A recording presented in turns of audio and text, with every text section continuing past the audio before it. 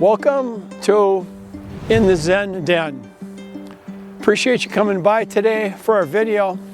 Today we're going to talk about things that affect us that we're not always aware of. We're going to talk about, it's actually talking about the ego.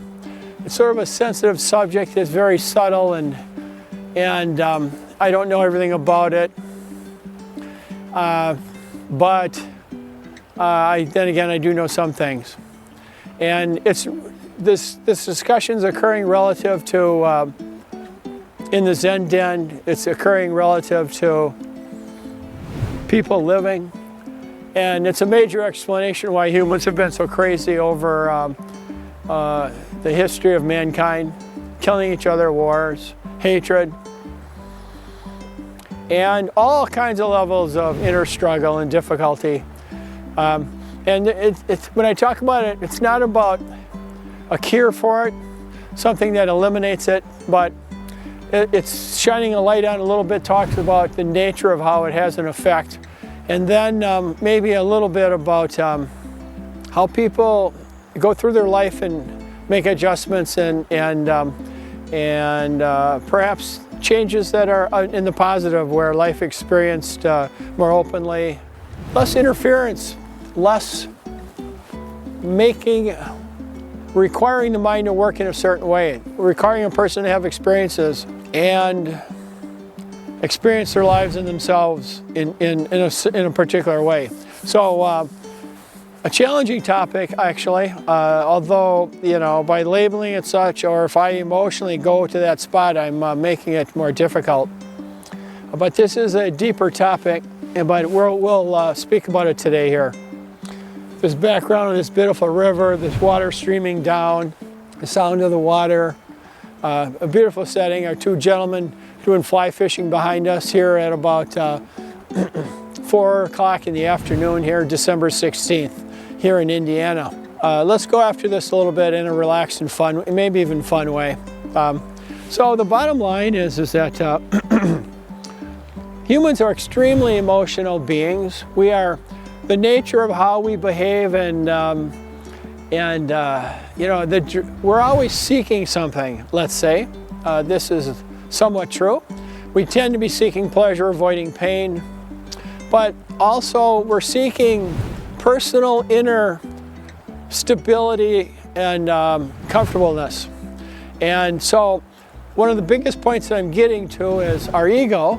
It's just part of how our mind works in particular, and of who we are. But I don't know about that. I don't like the sound of that.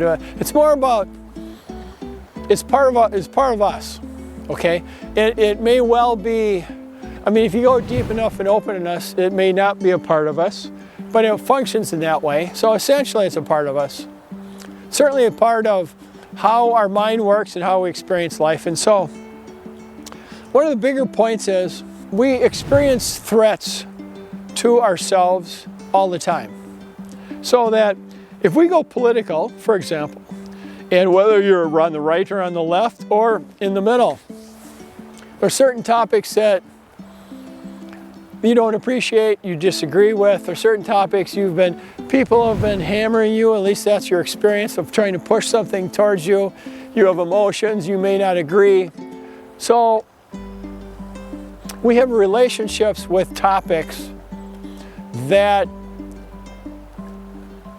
actually threaten our ego. So if there's content, if there's a person, if there's things said that do not go with what we have associated to be what we believe, we will tend to experience that on the inside as like a psychological threat, a threat to ourselves, a threat. It's actually a threat to this being, this one that we're sort of protected, much, I guess, more than we realize, right? So the reason I keep looking back partly is these gentlemen will be exiting the river right along where I'm standing. So just speaking to how I look over my shoulder occasionally. So going back to things we perceive, and much of the time, probably most of the time, generally speaking, we're not so much aware of it. I've heard something said recently is that people, when they're exposed to a certain, we could call it stimuli, when they're exposed to certain things in their life, they will first of all, perhaps, this is what's suggested, some of this is absolutely true, they will first of all have this experience of what their perspective is on it. And below that, underneath that surface, it'll be where they are emotionally and where they're sort of like this little self-protected one, that would be part of it. How do they feel about it? What is it true to what they're most comfortable with? And if it isn't, they will then, their filter of experiencing something and responding to it will very likely have them looking for stuff that counter that it's not true, I don't like. And of course there will be emotions as well. So, but so there's the emotional part, which is very important. And then this other part that I'm slightly suggesting is not emotional. It's more like their view on what they want it to be like. And so when we're exposed to stuff in life, you know, the liberal sees a mega hat, which is a strong, you know, trigger, and they'll have lots of experience. The conservative will see something on climate crisis, and